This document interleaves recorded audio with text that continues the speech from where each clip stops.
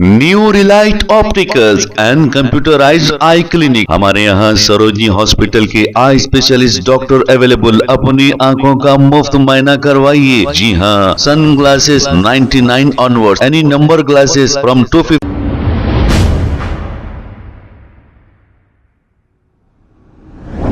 अस्सलाम वालेकुम नाजरीन, 7H न्यूज सच को रखे आपके आगे। दबीलपुरा पुलिस स्टेशन हुदूद के इलाके में दबीलपुरा फ्लाईओवर पर एक तेज रफ्तार होंडा सिटी कार बेकाबू होकर पलट गई। गनीमत रहे कि इसमें किसी की जान नहीं गई।